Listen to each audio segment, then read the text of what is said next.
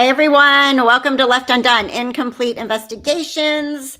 Hi, Amber. Can you guys hear me okay? Let me know. Just making sure that I haven't done this in a while, live stream, and I'm sure all my equipment is set up. So I'm Kathy. Welcome to Left Undone. Happy New Year. Hi, Ruby, and Amber. Thank you guys so much for joining where people are rolling in. Last minute decision to go ahead and do a live stream today. Hopefully it will get better and better. You guys can hear me okay? Let me know if there's any issues with audio or video or anything. Audio's good. Okay, yay. All right, so I know nobody's expecting this, so we probably won't have much of a crowd, which is fine by me, but it is nice that you guys got notified and you're here. Appreciate it. So a couple things.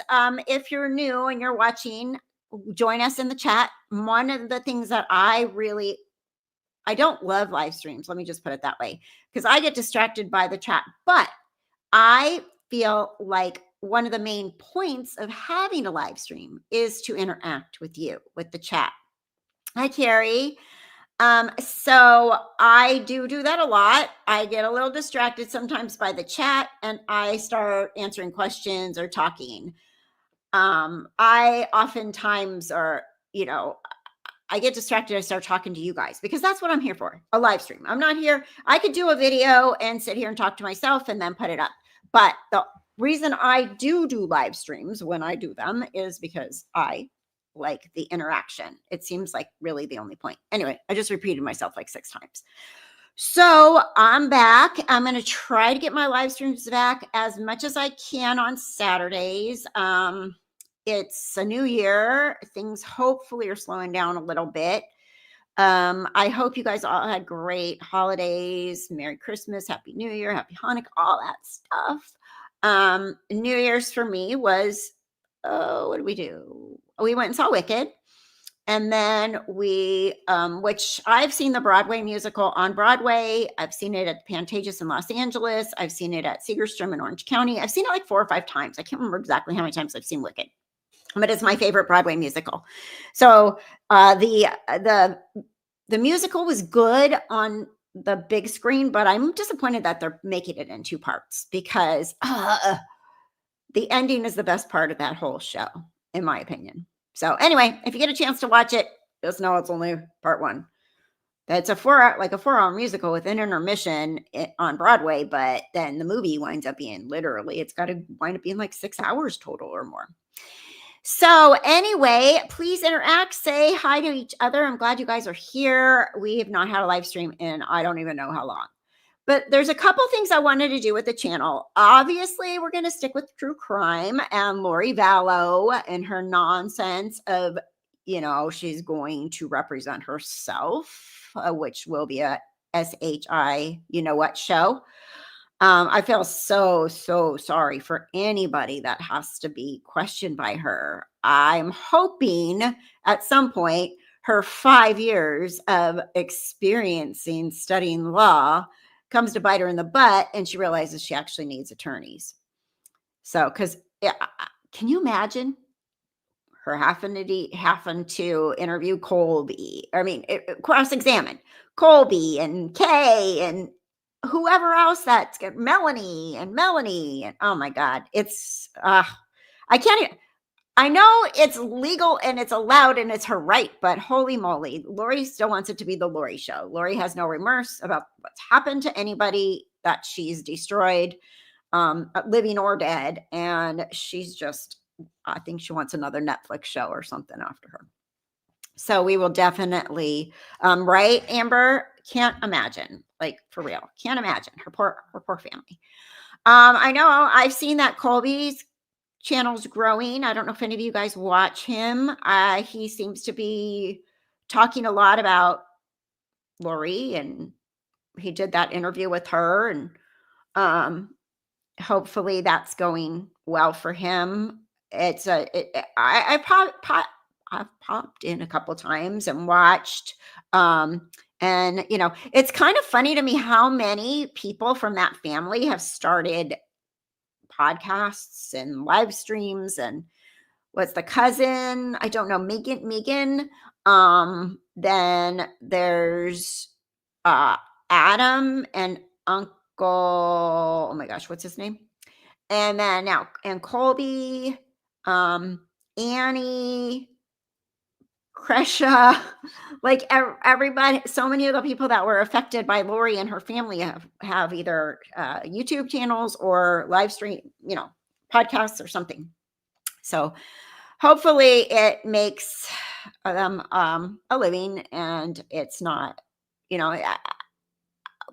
lot of people say things like, you're making money off of these poor children and this and that, but you really don't make that much money on YouTube doing this. True crime is really hard to make much money on it. First of all, the ads aren't going to be as good. My travel vlog has 1,800 subscribers ish. 1,800. My travel vlog. I have a travel vlog. It's called Catherine J. Brooks Beyond the Empty Nest. It makes a little bit more money. It makes probably double what this channel makes, which still isn't a lot of money. Believe me, I'm not even cutting $300 a month from both of them, so it's not. But it's harder because the ads are so much better. There's ads for airlines and hotels and Airbnbs and all kinds of stuff on the travel vlog that you don't get on true crime. So it does. If you think of it as a business, true crime is probably not the best business to get involved in, as far as if you want to have it as a second or first income. It takes a lot. So just know that. I do it because I got kind of wrapped up in this right before COVID when I was living up in Oregon. And if you don't know me, I started out with the Lori Vallow story, and it became this cluster of craziness in real time. And didn't even know that I could have done live streams back then, which I wish I would have when I would have got the zombie letter, because I never get any credit for that. And I know I say that over and over again, but it is true. I got the zombie letter first, and then it was put on Reddit, and Reddit gets all the credit.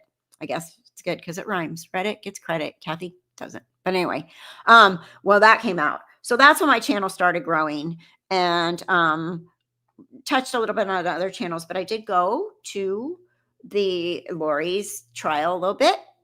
Went to Lori's trial. That was interesting to be in the same room with Lori Vallow, Daybell, Ryan Daybell, whatever her name is. I don't know. I don't remember. Afterglow. I was going to talk about Afterglow. Unfortunately, Afterglow is expensive for me to run, and I can't keep producing something that's costing me money. So I had to pull the plug for now on Afterglow, unless I can find, start getting some crowdfunding or whatever for Afterglow. It's just not. It's not feasible for me to spend money on Afterglow right now, even though I really enjoyed it and I got way deep into this whole story, probably deeper than anybody. That's what the comments say. So let's see. Carrie, that interview Colby had with Lori pissed me off when she blames Tahleuah for JJ's death. Oh my gosh, seriously. Hey, Justice Jane, hello. How are you? Yeah, right, Amber. So crazy back then. It was a lot. And honestly, I didn't know how dog eat dog this community could be, because it is. There's a lot of YouTube channels don't help each other out, and they only help each other out if the other channel can do something for them. So it's kind of been up as far as that goes, because I don't, recruit people and stuff. But I've had some great people. Kresha was on here one time, and she gave us a lot of really good information before she started her channel. And we've had some good guests and stuff, but it's not my priority. My community is my priority, which is you guys, the tried and trues. It's like Ruby and Carrie and Amber and Justice Island Girl. Hello, how are you? Happy New Year. So again, I haven't done these in a while, so a lot of people will probably be the replay crew, which is fine. But just know, when I do live streams, I really do enjoy speaking with you guys. So I wanted to talk about a couple things that I figured. I was like, oh, I didn't know that. But I heard the story on the news recently, and I need to I need to move something so I can actually read what I was going to say. But did you guys hear first? This is more human interest. It's not true crime. But it's really sad. So there is a orca. Her name is Tahlequah. Tahlequah. So she has been seen as of late December, just last month, carrying a dead calf. They're mammals, they're smart, they have emotions. And she was carrying her dead calf, her newborn, most likely, around Puget Sound. And the second time she's been observed carrying a dead calf. She lost a baby, one of her calves, in 2018. And she carried that dead calf. I remember this on the news. She carried it for 17 days. And it was, they say she was grieving. A whale was grieving, carrying her baby for 17 days, I think over 1,000 miles. She's a member of, it's the southern resident orca population. They said it's critically endangered. And there are only 73 of those orcas left. And they, they're very, very, very endangered. They face threats from pollution, habitat loss, and lack of food. And so that's really sad when you actually have a baby that she's lost to now, because that would really help I'm going to wind up coughing. Hold on one second. You would wind up losing. I mean, can you imagine? Because when as a labor and delivery nurse, if these animals have the emotions like we do, it is heartbreaking. How many stillborns did I have to help birth? Oh, you do? Island girl, you live on the Sound. So she's lost 2 since 2019. I can only imagine how devastating that is. They say they don't really know why the baby died, but researchers, they say possibilities include malnutrition, pollution, and inbreeding. If there's only 70 something of them left, the inbreeding is going to come into play. But honestly, animals can form deep emotional bonds. And that orca population's already struggling. So it's really, really sad. So let me see. There's a little news clip on it. I'm going to share that with you. We can play it. Let me see. Share. You can see some pictures of her carrying the calf. This one.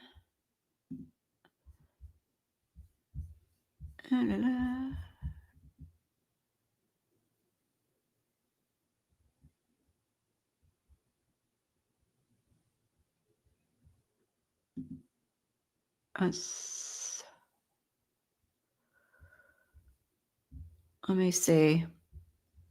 Sorry, I'm trying to find the right one.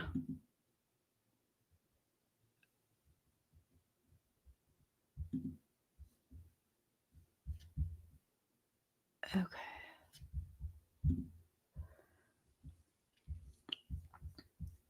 So here you can see some pictures of her.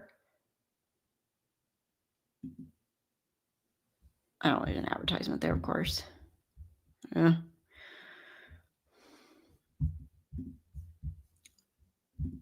And then there's a news clip here that I was going to play. Only Thursdays on Fox and watch anytime on Hulu. Can you hear? Okay, let me know. Okay. Back to the office in the worst way imaginable. A Pierce County Corrections deputy in the same jail. This is not right. Early New Year's Day morning for an assault. Investigators tell us my bad. 22 Wrong one. We don't care about that. We wanted to hear about the whale. One more time. Look at this. This is why I don't like lives too, because you can't make them perfect. All right, hold on. Share screen. Not that one. Not that one. Not that one.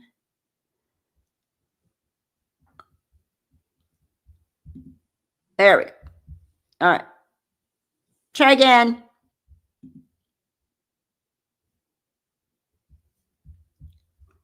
And let me play. Our state's endangered southern resident killer whales are ushering in the new year with yet another unimaginable loss. A baby calf that had been discovered just before Christmas has died. As Fox 13's Lauren Donovan reports, this calf's mother is Tahlequah, the same orca that was in the spotlight before when she dealt with the loss of a different baby calf.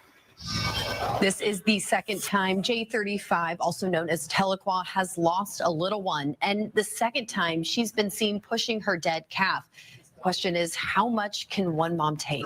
To see her carrying this other calf around the way that she did in 2018. This footage captured by NOAA biologists off Alki shows what looks like J35 Tahlequah pushing the lifeless body of her calf, J61. It's definitely showing that, you know, she is grieving. This is a hard loss. 6 years ago, the J-Pod matriarch became world famous after making what's now called her tour of grief. We all know her from 2018 when she carried that calf around for 17 days for over 1,000 miles. The Center for Whale Research reports J61 was Tahlequah's fourth calf. And like the little one that didn't make it back in 2018, J61 was also female. She's hitting that exact 50% calf mortality rate that we see. Tamara Kelly from Orca Conservancy says the odds of calves surviving is low. And that's a serious problem, especially for genetic diversity, a problem the southern residents have been dealing with for at least half a century.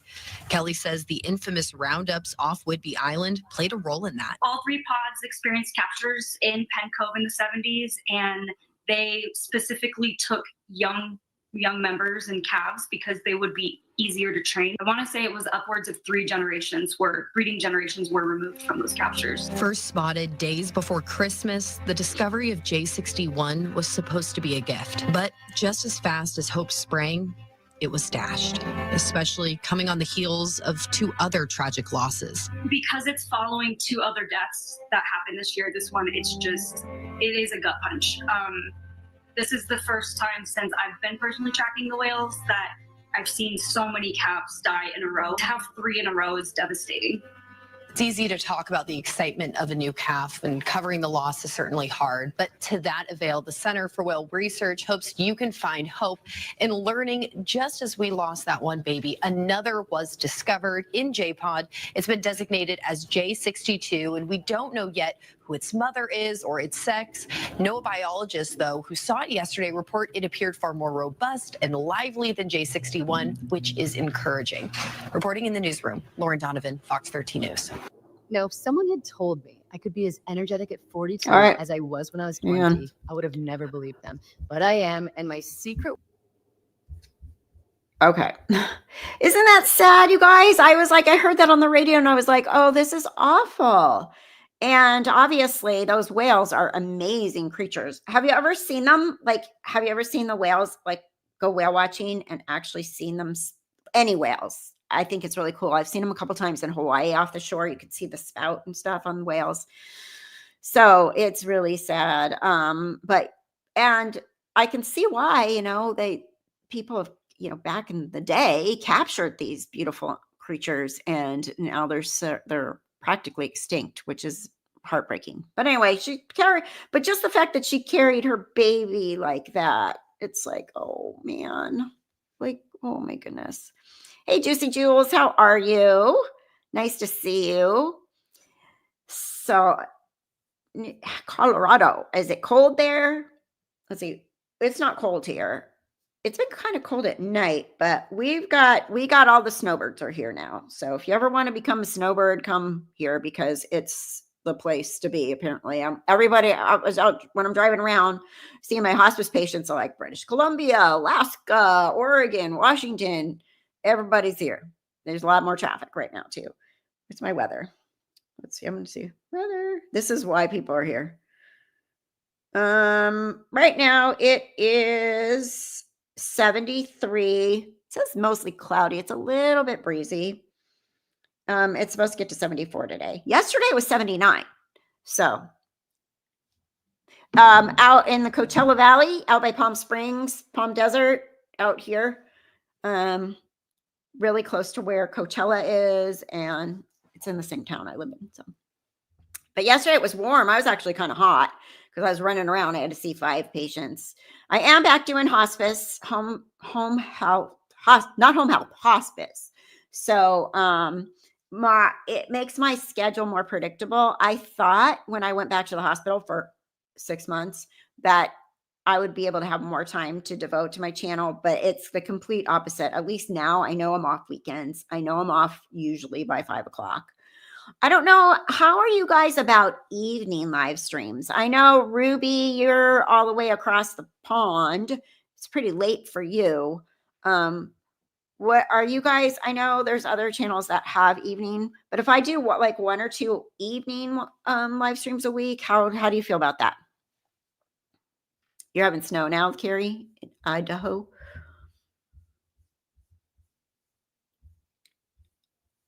So anyway, let me know in the chat what you think about evening live streams. Any of my mods able to make any of those? I know you guys work too, so we're kind of mods are a little bit scarce right now. Everybody's got busy lives. So you work during the day. Hi, Allison. Okay. Let me know though. We'll try it. Maybe we'll try it. I know I don't want to step on other people's toes. When does Web Sleuth go live? What time does she go live? You prefer the evening? I think she goes 10 o'clock Eastern time, which is 7 Pacific. So we could do before that. I don't know if we have many of the same followers or not anymore. It's been so, okay, cool. It's been just confusing. I don't know who follows who anymore. I'm just so out of the loop. So another thing I wanted to talk about, did you guys see let me find it here. I didn't know a lot of this, and I want to look into this case even more. I have it on there's a couple of them that were older, but super interesting cases. Get there.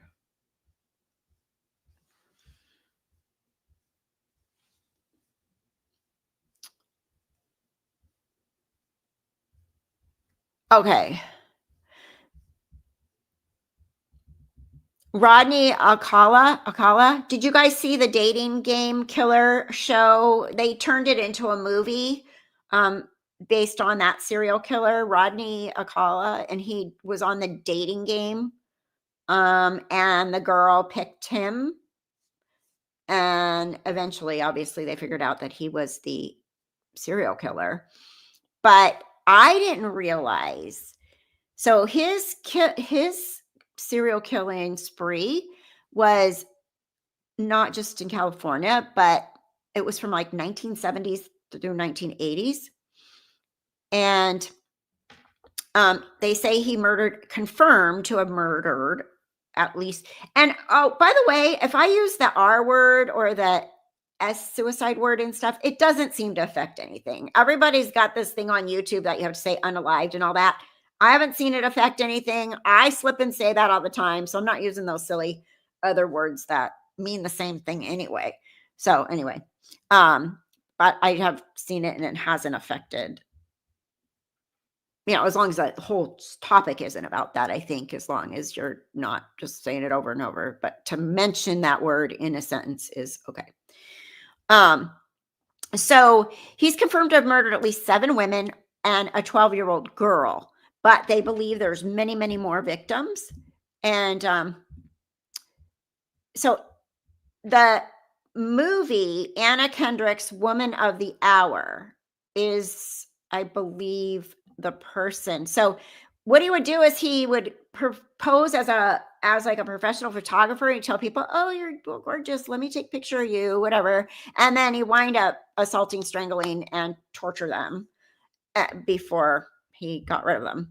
And there's a lot of information out there, but what I was like, oh my God, in 1979, he kidnapped a 12-year-old girl. Her name is Robin Samsoe, Samsoe, in Huntington Beach. And I moved to Huntington Beach in May of 1979 and with my family, and I was in high school. And they said she was with her friend. I heard a little teeny interview. She was with her friend and they were 12 and they were on the beach. And back then we were allowed to run the streets, ride our bike to the beach. We lived a mile from the beach, maybe even less, hopped on our bikes on our beach cruisers, went and sat at the beach all day long. We'd sit there in the summer from 10 a.m. to 2 p.m. and then we'd go watch General Hospital. So he actually, and I didn't realize it because I watched the dating game one, but they didn't really highlight Robin. So I didn't realize that this was actually so close to home.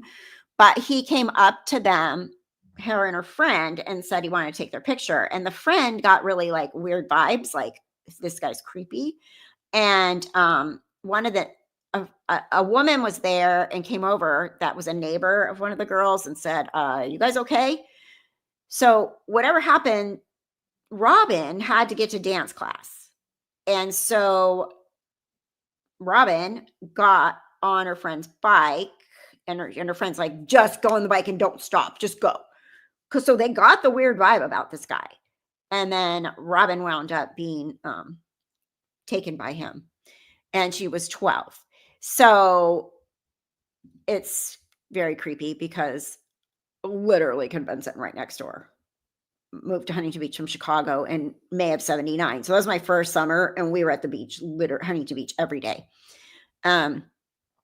So he was also won the date on the dating show. Like I said, he was arrested for Robin's murder. They found evidence in his storage locker. He kept receipts, right? He took pictures of them. And so they found, pictures of the ones that he was taking to tell them they're beautiful. And let me take some impression. I forget how he was wording it. Like he either needed pictures for his portfolio or something like that. But that's how he would get them. So he was convicted and sentenced to death multiple times, but his convictions were repeatedly overturned on appeal. His final conviction was in 2010. He was finally convicted of 5 murders in California, including Robin's, and he got the death penalty, but he wound up dying of natural causes in prison in 2021. So they found hundreds of photos of women and children in his possession, and many of them are still unidentified. That is why they really think that there's probably more victims out there that he got. And it's very crazy that he was literally on the dating game show while he was in the middle of this killing spree. Like, how bizarre, right? So he definitely lured his victims with his photography, and just blows my mind because he was right there. He wasn't just in Huntington Beach. He was in other states too, but he was right there. Scares the crud out of me to know, how our parents did not care where we were back then. It was 1979. So, okay. So the movie is called Women of the Hour, starring Anna Kendrick. So that's the dating game. That one is based on him and her as one of the victims that got away from him or got almost killed by him and was and she picked him on the dating game. So it's worth seeing. It's called Woman of the Hour. So that was in 1978 when he was on that show. So the person that Anna Kendrick is playing is Cheryl Bradshaw. She was the Bachelorette and she chose him on the show, but she did refuse to go on the date. She got creepy vibes from him too, but it's worth watching because it's a movie about this case, but it's not a documentary. There are documentaries out there though.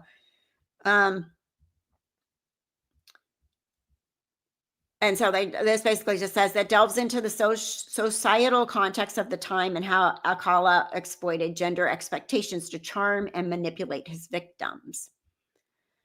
And then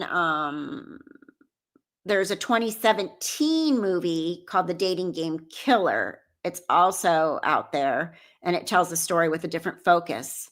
And it stars Guillermo Diaz as Alcala. and it explores his crimes more broadly. So, and then there's also one called True Crime docuseries on Prime that I haven't seen. It's called Dating Death, and that was made in 2022. And it covers it in detail, including his appearance on the dating game. But I want to share this because I found this, and I'll have to go down there. I was just in Huntington Beach over Thanksgiving because my kids are there. And there's a news brief here. They made a memorial for Robin in Huntington Beach, down at the beach. So I'll show you this news story. Nightbot's still here with us. I didn't even know I still had Nightbot connected. Yeah, Amber, General Hospital was awesome back then, right? The Luke and Laura days, that was it. That was the time to watch General Hospital. We would book it back home by 2 p.m. so we could watch it. Get off the beach and go back. As we fried with our baby oil and iodine and no sunscreen back then. Now I look at my skin, I'm like, what the hell was I doing? How stupid. Oh my God, these are why I have wrinkles. Because I have patients that like always protected their head and they're like 80 and they have beautiful skin. And I'm like, oh, we really did this to ourselves, didn't we? Luke and Laura days. Yep. So, okay, let me share this little news clip with you guys. If I can get it back up here. Let's try. Because it's her mom and her brother now from 10 years ago when they did this. And as unobservant as I am, I've never noticed this memorial. So, I mean, I get it when I was 16, but I don't know why I never knew all this in the most recent, when I was raising my kids. Okay, here, hold on. Let's share my screen.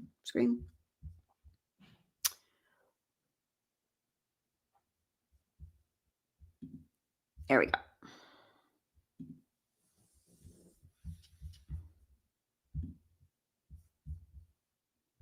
In Huntington Beach today, a memorial for a girl kidnapped and murdered by a serial killer 35 years ago. The pain of Robin Samsoe's death never ends for her family. But as CBS 2's Joy Benedict shows us, they are finding some comfort in the beach city's effort to keep her memory alive. I think it's amazing. I think it's wonderful. Pink ribbons, pink t-shirts, and bubbles filled the pier in Huntington Beach. Favorite things of any 12-year-old girl. But the face forever memorialized on this plaque isn't just any girl. If people would take half of what Robin had to give, it'd be a better world. Marianne Conley's daughter, Robin Samsoe, was abducted from this beach and murdered 35 years ago. Everybody wants to know about the monster. But now they're going to find out about Robin. Robin Samsoe was one of 5 murder victims of Rodney Alcala. She was killed in 1979 at the age of 12. But instead of moving forward, the legal process has forced his family to relive the worst moment of their lives over and over again. We went through 3 trials, and each one was worse than the last one. Today, Alcala is on death row. But today isn't about him. There is no closure, ever. You know, this to me is the best thing that's happened since Robin died. The city of Huntington Beach decided to permanently remember the young girl who touched so many lives, dedicating this memorial for the world to see. We've also come a long way in how we deal with victims. Robin's abduction changed the way cases are handled in this community and the way strangers are perceived. It changed, and everybody realized that there's creeps out there. And Robin's family hopes that those passing by not only see the plaque and learn about Robin, but also maybe learn something to teach their own children. You could be a good child and still be in the wrong place at the wrong time. You know, keep your kids close to you. And this mother says although she knows Robin is in a better place, it's fitting for her to forever be remembered on her favorite beach. And like the plaque says, shine across the sand and sea. She was everything you could want in a child. Joy Benedict, CBS 2 News. Lori had talked about how both Charles. Yeah, so that was kind of crazy. I'm gonna look at I'm gonna try to watch the other ones, the ones I didn't see. I saw the Woman of the Hour, and it's good. It's worth watch. I think it's on. Is it on Netflix? I think it's on Netflix. I saw it maybe 6 months ago. So What? Amber, your husband was on an episode? Aw. Is that what you said? Juicy? Juicy Jules? Luke and Laura.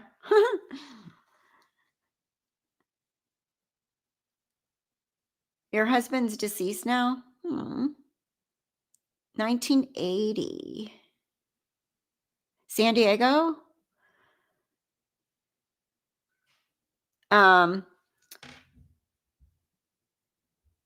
Yeah, those were the days. Those were the soap opera days. We didn't have Netflix or anything. Things were not really recorded. I mean, we had VCRs back then, but my dad worked for Sony, so we had the Betamax, the one with the small ones. I don't know if you guys remember that, but we had TVs in every room. We had those, but you had to push record. There's no timer, right? I don't think there was a timer. I think you just push record to watch a show.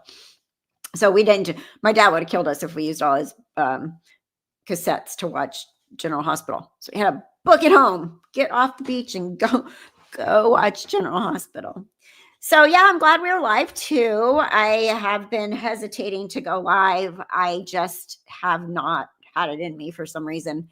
Like I said, I don't love lives because I feel like I'm just talking. Well, as long as I can interact with you guys, I'm okay. But I don't like to just sit here and talk to myself, And I also am a big crazy editor when it comes to recording myself. Then I do things over and I'm like, oh, I don't like that. I'm doing that whole thing over. So it's probably better if I do stick to lives because I spend way too much time editing videos. Oh, she watched with her husband back then. But I don't know. Clarify. Let us know, Juicy. Either way, we're so sorry for your loss.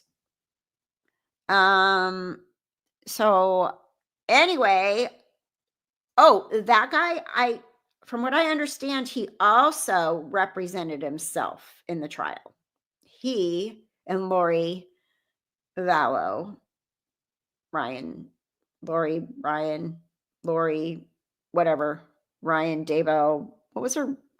Lori Cox, something, Ryan Vallow Daybell. There's another one in there. I noticed that I did peek into Colby when he was talking about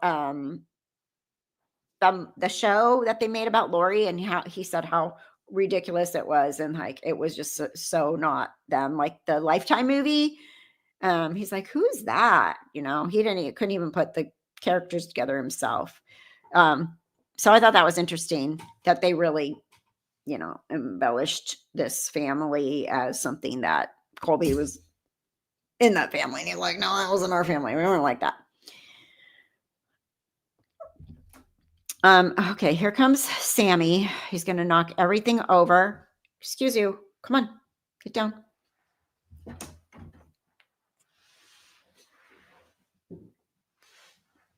Sammy is a lot. I got him from one of my hospice patients. She didn't know what was going to happen to him. And I said I would take him. And then she passed away a couple days later.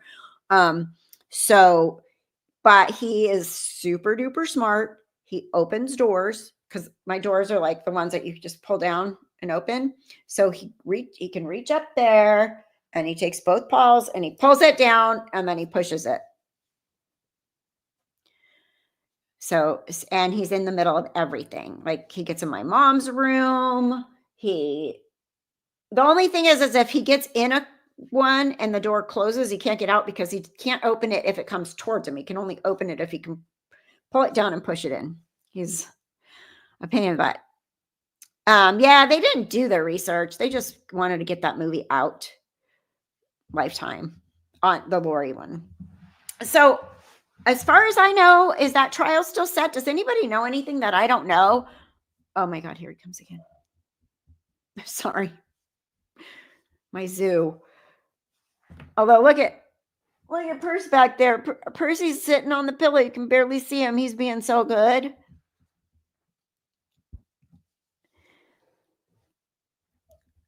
Here he comes again. He's going to walk right over you guys again. Anyway, my animals run the house and my mother. I'm just here to clean up after everybody, I think. So I'm hoping I can get some help from my mother. Her dementia is getting really, really bad. Yesterday, she told me there was a little boy in the kitchen, and she's like, they don't usually talk to me, but this one did. And I was like, oh, give me the creeps. Ugh. And she's like, it was just a little boy. She doesn't know who people are anymore. She knows me. Last night, I hear her yelling. I go in her room. She's on the floor. She fell, but she doesn't fall. Like, she gets out of her recliner and she sinks down and she can't get back up. She's 87. And she one day decided she was, about a couple of weeks ago, she decided she called a cab, but she didn't. But anyway, she said, my son was here. She said she called a cab. So she took her purse, she packed a bag, and she went outside. And then she came back in. My son was like, what are you doing out there? Yeah, come back in. Brought her back in. And she said she was waiting for the bus, but the bus can't get through the gate. And he calls me. He's like, what do I do? And I'm like, just tell her to go in her room. The bus is running late and it'll be there soon. So he tells her that, but she sits at the kitchen table with the window open, looking out the kitchen window. I come home from work and she's got her purse in her lap and she's waiting for this bus, and she's waiting and waiting. This is what people tell me to do. Just tell them it's coming, because they forget. And eventually I hear her go, oh, forget it. And she got up and she went back in her room. And that was into that. So, but sometimes gets really mean. And hold on. Sammy, you are right in the way. Come on, move, go. Come on. I'm telling you this. I don't know cats that need to be right in the way all the time, but this one's one. And I'm sure he'll be back. So anyway, she's just a lot. And so then the house phone broke. So I got her a cell phone and I'm like, she's never going to figure out how to use it. So now she has a cell phone. And my friend and I went to dinner the other night and she called me twice. I'm like, oh, good. She figured out how to use it. Well, last night when she was on the floor, she was trying to get it because it was on the charger. Instead of unplugging it from the charger, she's like pushing something. Some alarm was going off. I don't know. And I'm like, I got to call 911 to get you up off the floor. Unless you let me. No, don't touch me. Don't touch me. No. And so she's yelling at me and I'm like, got behind her and try to get her. I'm like, I am going to call them for a lift assist right now if you don't let me help you. I'm a nurse. I know how to help people move.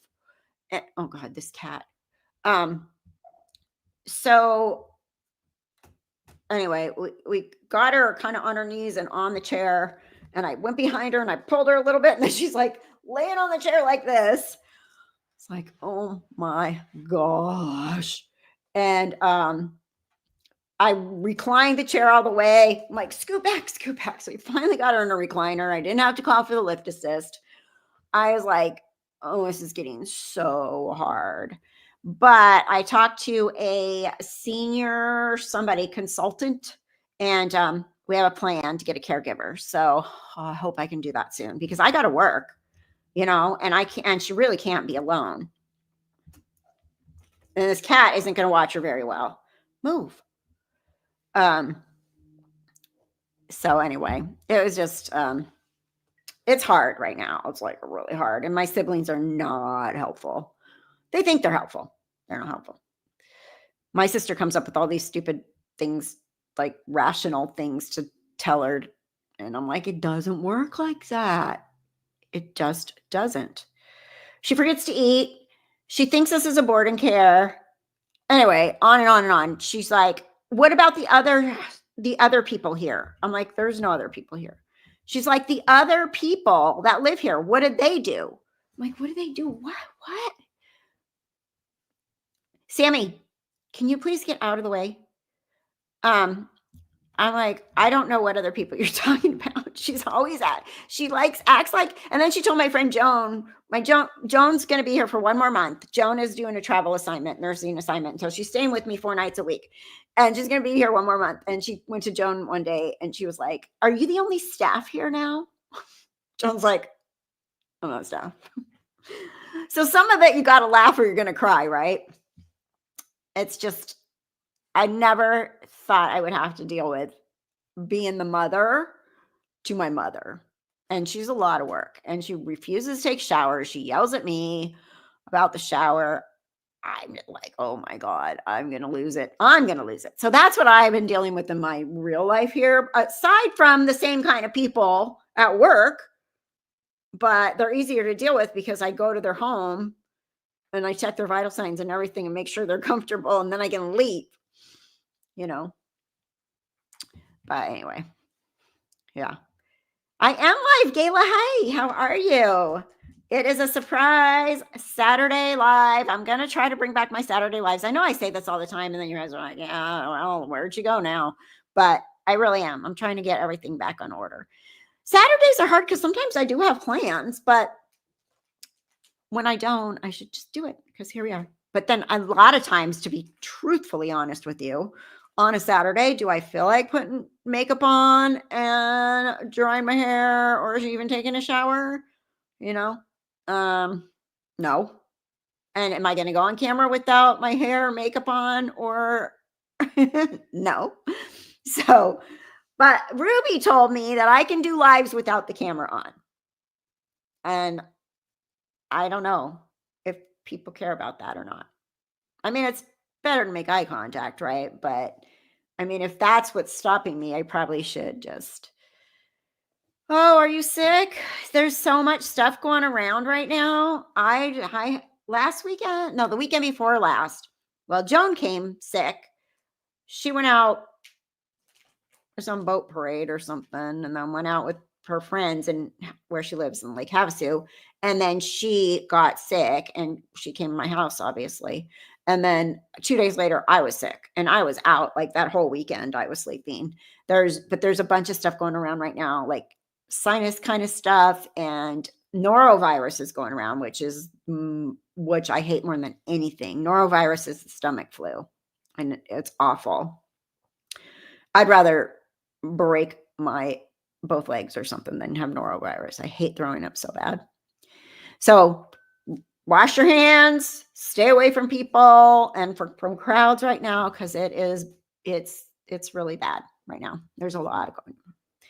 And I don't like getting sick because I don't want to get my hospice patients sick, because my hospice patients, if they get sick, they probably won't be here much longer.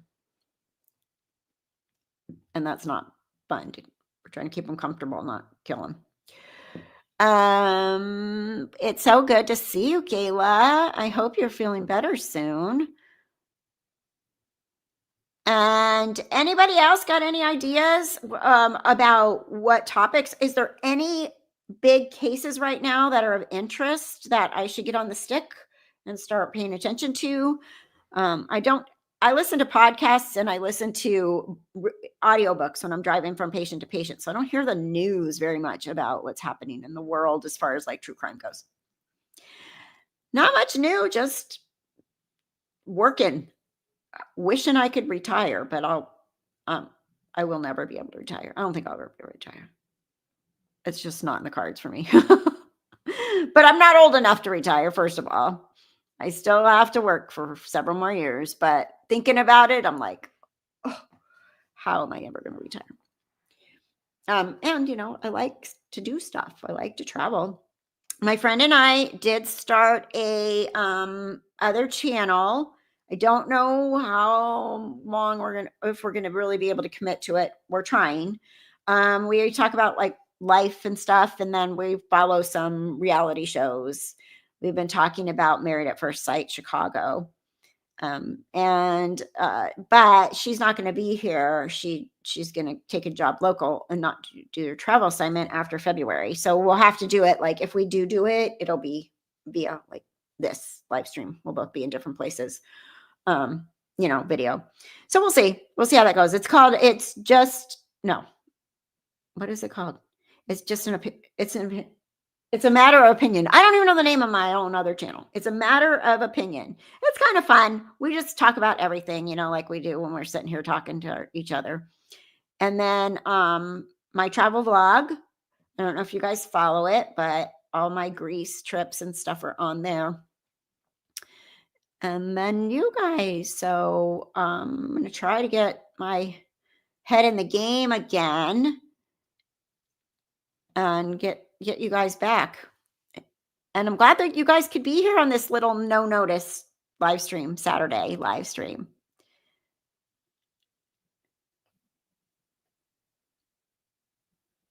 I'm looking at the comments. So other than that, let's see. Let me see if there's anything else that I looked up a couple things that I wanted to talk about. We've covered the two big ones. There's also a case that I was confusing with the one, the dating game guy one. That one is the documentary American Nightmare. That's the Denise Huskins case. That one is interesting because they literally, it was like real life Gone Girl. They accused her husband or her boyfriend of doing a Gone Girl thing. And she really was, let's see. Okay. This is March of 2015. Her name was Denise Huskins and her boyfriend, Aaron Quinn. They were living in Vallejo, California. So a masked intruder broke into their home and he drugged her, bound her up, and took her from the home. And later he was identified as Matthew Muller, M-U-L-L-E-R. He left behind a ransom demand. And they called it a hoax, basically, eventually. The ransom demand included weird instructions like having Quinn post specific messages on social media, along with some inconsistencies in the initial story. The police were like, okay, this is a fabricated kidnapping. And they declared the whole thing a hoax. And it was terrible because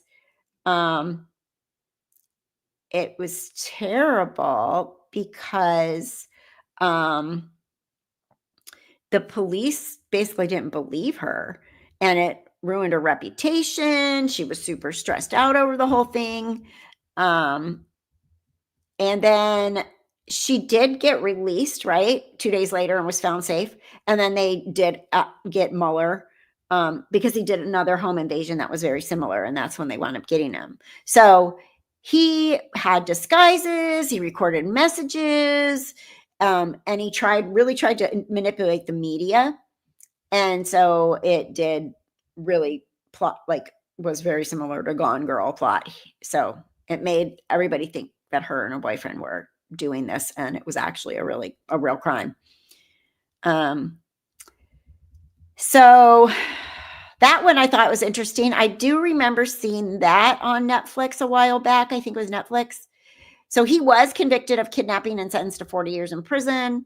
And Huskins and Quinn, they sued the Vallejo Police Department for defamation, and they won.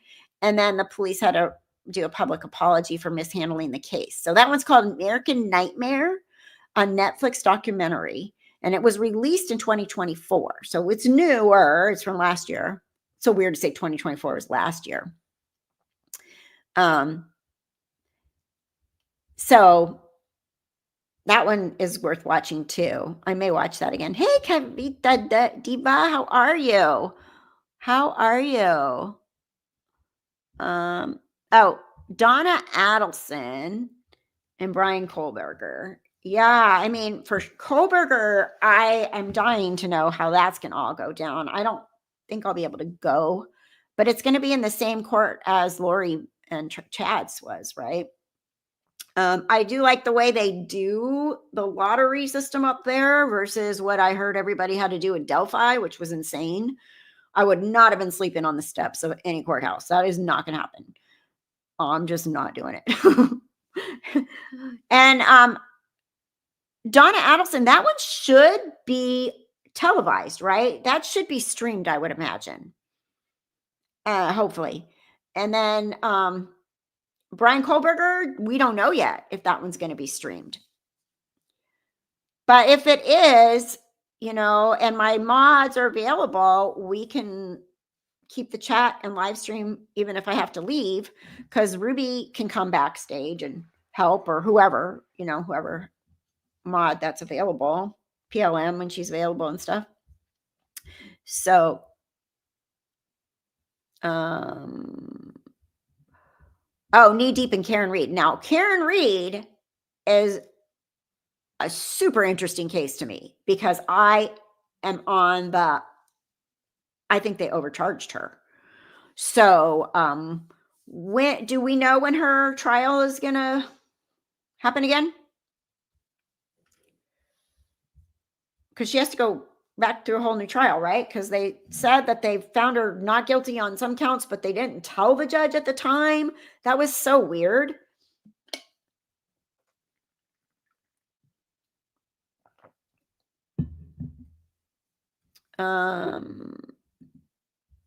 I heard with Kohlberger case, there could be another suspect. Anyone know anything about that?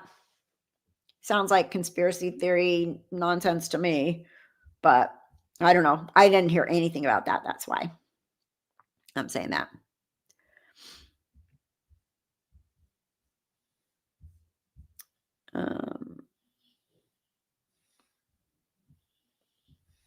Who doesn't think he's guilty? Okay, hold on. I'm scrolling. I'm missing things here.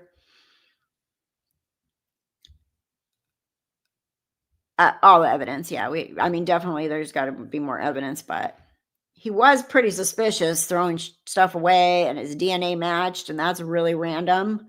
So, I don't know. I feel, from what I know, I feel like he's guilty, but again, there could be things that come up.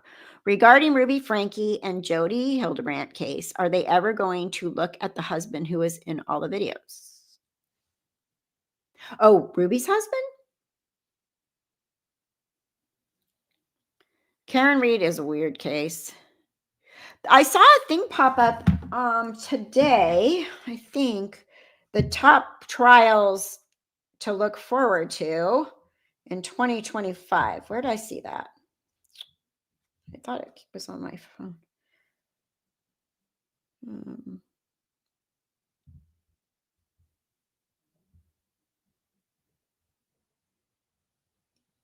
Let's see.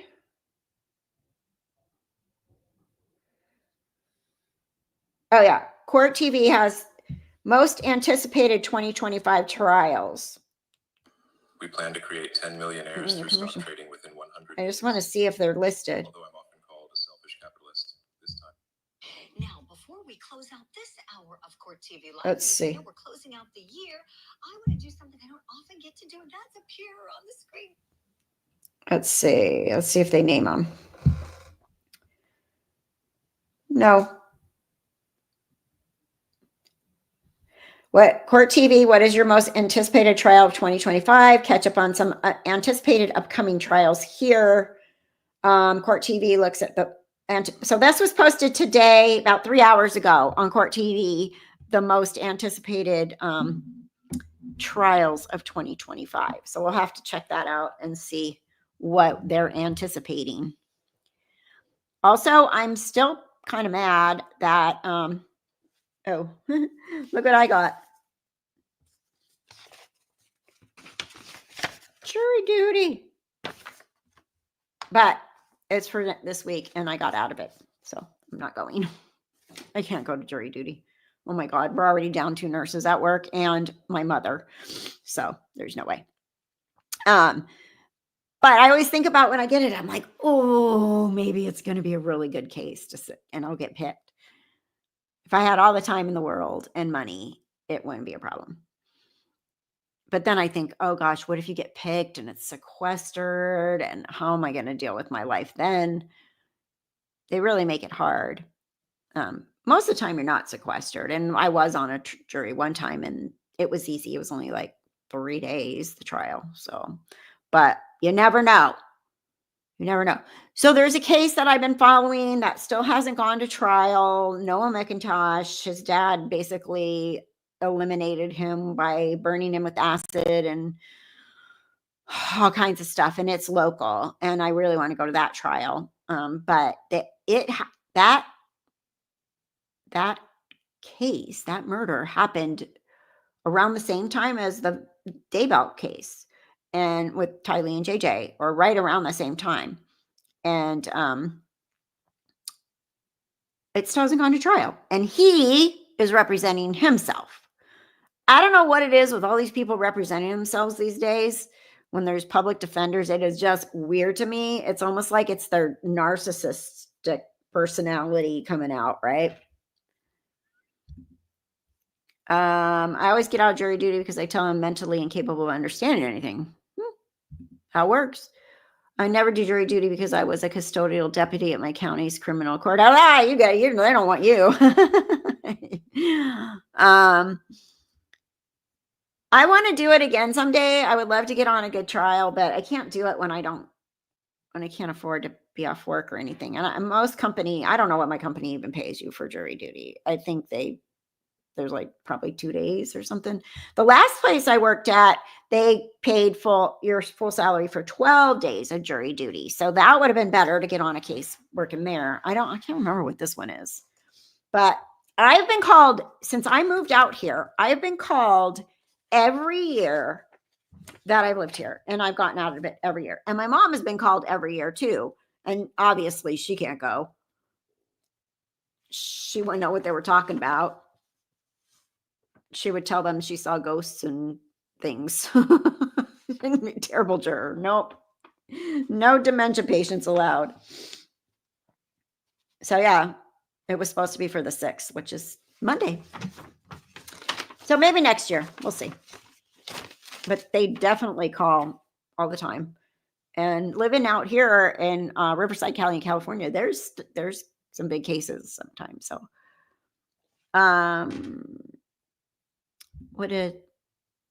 it bothers me. John's family have got her doing life for his murder. Yeah. I don't think she's guilty either, Ruby. I watched part of that, a lot of it actually, when I could. And the other one, though, that I was so surprised, I'm still wondering, I know a lot of people really think that, what's his face? Delphi, that he's guilty, but I still had a lot of questions on that one. And I feel like he probably will get a new trial, and they'll let that Frank's document and stuff come into play then, which may cause some reasonable doubt. But all those confessions he made, I don't know. I know a lot of the true crime attorneys believe that he's innocent. So I am really, I'm really thinking they'll probably have another trial. Do you guys think so? You don't think Richard Allen's guilty? Richard Allen. See, look at I'm losing my thoughts. Yes. I have a lot of questions. I feel like there's information that jury needed to have to make a for sure decision. I think a lot was left out that they really needed to have that information about what is it called? What is the thing they're calling those guys that are the what was it called? Their little religion or whatever they are. Like, there's just a lot, that stuff that I feel like should have been in. Once you reach the age of 70 in my county, you don't have to report for jury duty. Yeah, I think this one too. If you're over the oh, wait, no. Hold on. Let's see. This is Riverside County, so let me see. Oh, okay. If you are age 70 or over, please describe your disability or impairment in the space provided before. If you're under age 70, your healthcare provider must describe the particular reasons why you are unable to serve, if it's due to a disability. So this one's a mental or physical disability or impairment. So over 70, you can just say, yep, I can't physically do it. And odinous, yeah, that. Amber, what was in the Frank's motion? What was in the Frank's motion was put together by the feds who helped investigate it, and Judge Gold wouldn't allow it. Yeah. Yeah. Odinist. So, yeah. So that I don't know as much about, but I have a lot of questions. The Frank's motion, and what was in there, and then them basically telling the FBI to get out, right? I don't know. I don't know, honestly, how Richard Allen alone could have taken those two girls and been able to do all of that in that little bit of time. But what about that van that he saw, And apparently there was that van in that spot. So that they did not let him have a defense, zero transparency. There were other much more likely suspects. Yeah. And that Judge Gull, she shut down everything the defense tried to do. I mean, I don't know. She's sleeping one of those Odinist guys or what, but it was really bizarre. And it's really a shame if he's not guilty. What a tragic case, because nobody gets justice and more people, innocent people, are affected by the tragedy. His family, even, the girls' families, if the real killer was not found, that's just messed up.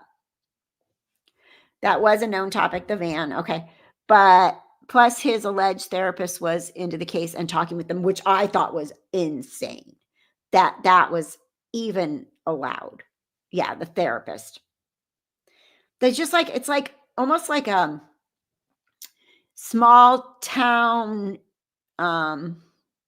incestual place. You know what I mean? The way all the people are and the connections and let's just get this guy, even though he's literally just some 5'5" little dorky dude that's never done anything in his life.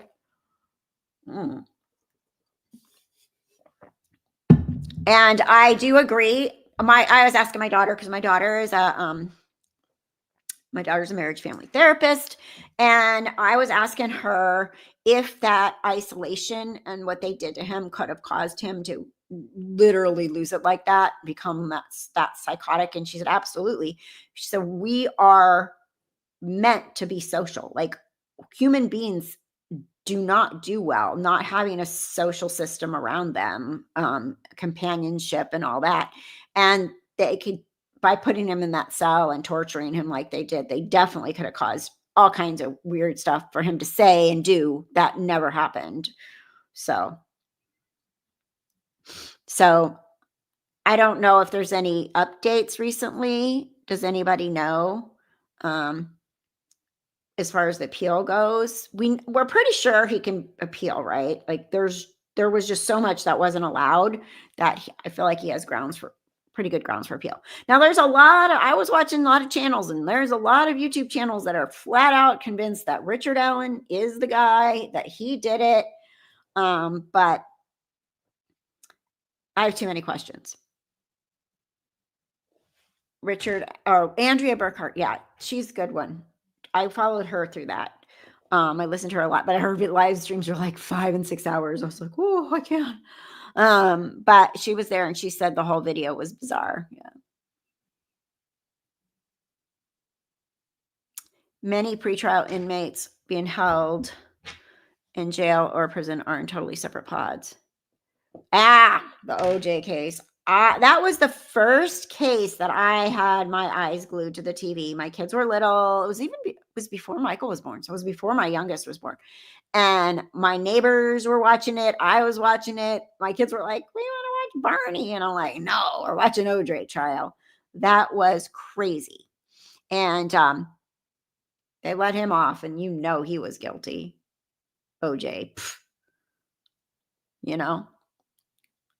Looks like a duck big time. And it was him. And even the footprint and stuff.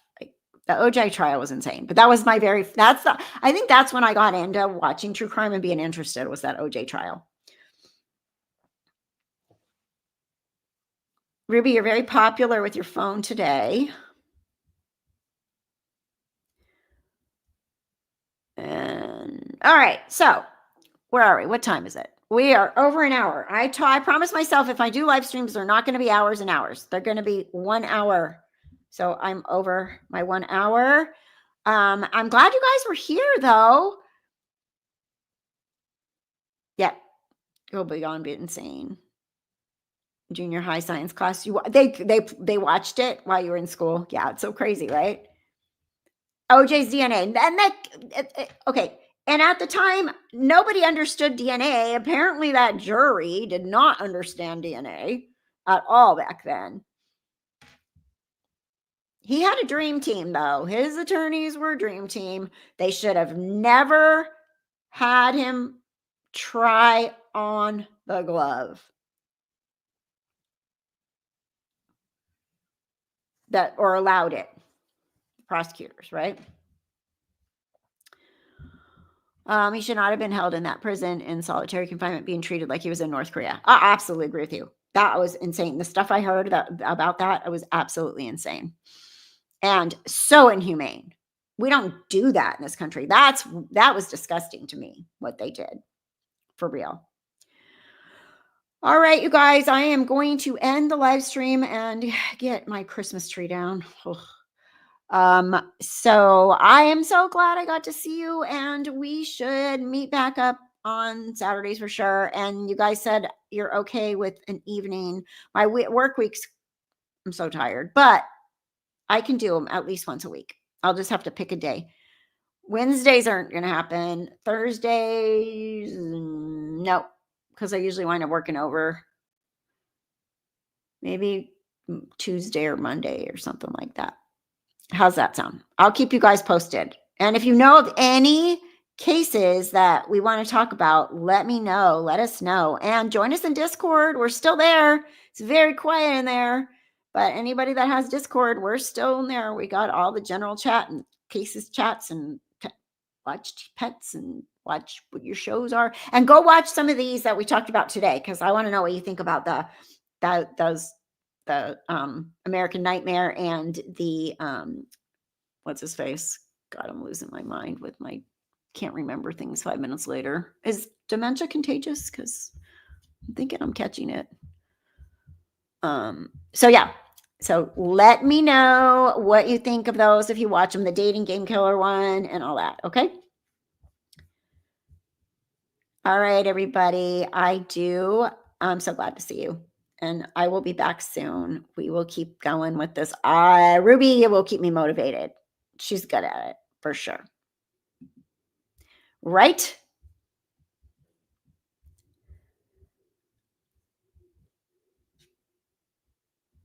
All right. Now I can't find my... All right, bye. You guys, miss you. Stay safe and stay well. I'll see you soon. Bye.